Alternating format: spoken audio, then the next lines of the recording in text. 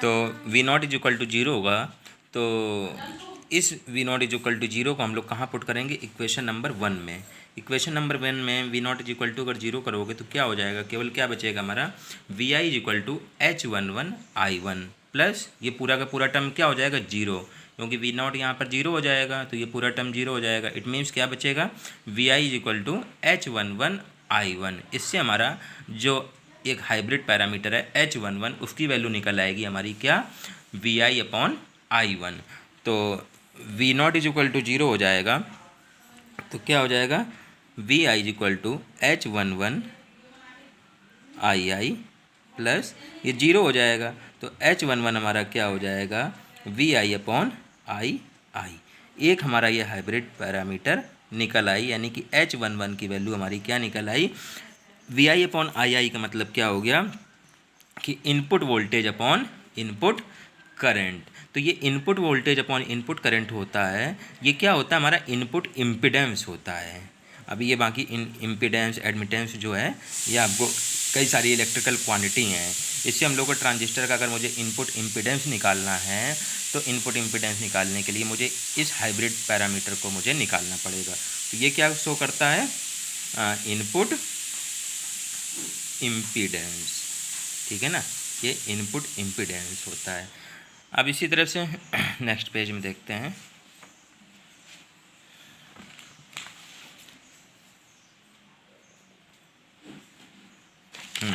अब इसी तरह से जो इक्वेशन नंबर, ये तो फर्स्ट थी हमारी, इसी तरह से इक्वेशन नंबर सेकंड में जब हम लोग वी नॉ जो हमारा जो था V naught is equal to zero था, इक्वेशन नंबर 2 सेकंड में रखेंगे तो सेकंड में रखने पे क्या आएगा हमारा, इसी तरह देखिए जो आई नॉट हो जाएगा, आई नॉट हो जाएगा तो क्या, I naught is equal to H21I1 plus ये वाला पूरा का पूरा टर्म क्या हो जाएगा, जीरो हो जाएगा। तो इससे क्या हमारा आ जाएगा, H21 की वैल्यू आ जाएगी, H21 क्या आ जाएगा मेरा, आई नॉट अपॉन आई। तो इसको हम लोग रखेंगे V naught is equal to zero, तो ये हो जाएगा मेरा I naught is equal to H21I plus zero. तो I naught is equal to क्या आ जाएगा मेरा, H21I। इससे हमारी किसकी वैल्यू आ जाएगी, H21 की। H21 क्या आ जाएगा मेरा, आई नॉट अपॉन आई। अब देखिए एक पैरामीटर हमारा ये आ गया। अब ये क्या शो करता है, ये भी अपने आप में कुछ ना कुछ सिग्निफिकेंस होगा इसका कुछ। आई नॉट क्या है, ये आउटपुट करंट, आई क्या है, इनपुट करंट। कहने का मतलब है ये output current upon input current. तो ये output current upon input current मेरा क्या आ गया, ये जानते हो आप क्या होता है, output current upon input current क्या होता है, बताया था मैंने आपको, करंट गेन बताया था, ठीक है ना। तो H21 पैरामीटर से हम लोग क्या निकाल सकते हैं कि करंट गेन कितना है किसी भी ट्रांजिस्टर का। अब इसी तरह से केस फर्स्ट हो गया मेरा, और जब हम लोग केस सेकंड स्टडी करते हैं तो केस सेकंड में क्या होता है, वहाँ पर हमने क्या किया था, जो आउटपुट टर्मिनल था उसको आपस में शॉर्ट किया था, उससे हमारा V naught is equal to zero हुआ था।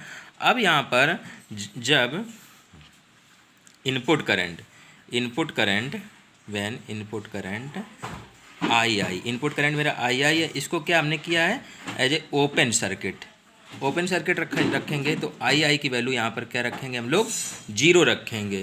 जब जीरो रखेंगे तो इस आई की वैल्यू को हम लोग कहाँ करेंगे, put the value of I in equation 1 और 2। जैसे वहाँ पर केस फर्स्ट में हमने वी नॉट की वैल्यू पुट की थी दोनों इक्वेशन में, यहाँ पर आई की वैल्यू जो पुट करोगे, आई हमने यहाँ पर क्या एज्यूम किया है, आई इज इक्वल टू जीरो। अब तो क्या हो जाएगा, देखिए पहले इक्वेशन में आई की वैल्यू यहाँ पर जीरो मैंने रखी है, तो V I is equal to ये वाला पूरा H11 वाला टर्म पूरा जीरो हो जाएगा। तो V I is equal to क्या बचेगा यहाँ पर, V I is equal to H12 V naught. इससे हमारा क्या निकल के आएगा, H12 पैरामीटर की वैल्यू निकल के आएगी कि H12 is equal to V I upon V naught. और इसी तरह से इक्वेशन नंबर जब सेकंड में रखेंगे हम लोग आई नॉट इज इक्वल टू, तो H21 वाला पैरामीटर ये पूरा जीरो हो जाएगा, क्योंकि आई इज इक्वल टू यहाँ पर मैंने जीरो एज्यूम किया हुआ है। तो इससे क्या होगा, आई नॉट इज इक्वल टू क्या आ जाएगा, H22 V नॉट। H22 की वैल्यू निकल आएगी, तो यहाँ पर दो पैरामीटर की वैल्यू निकलेगी। तो इसमें हो जाएगा मेरा V I is equal to V0। तो H12 की वैल्यू क्या हो जाएगी मेरी, VI/V0। ठीक।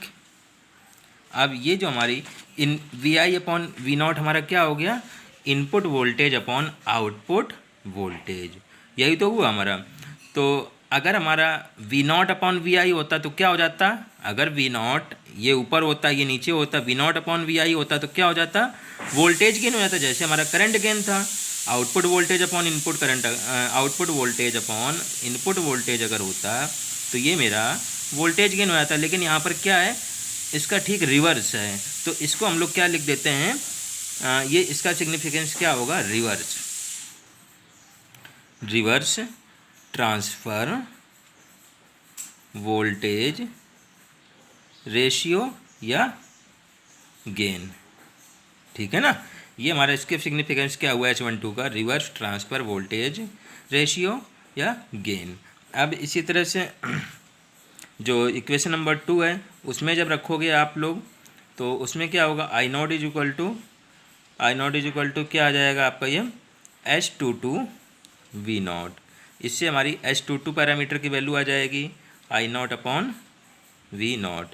ये हमारा क्या है, output voltage upon output current upon output voltage. इसका सिग्निफिकेंस क्या होता है ये भी आपने नहीं पढ़ा है।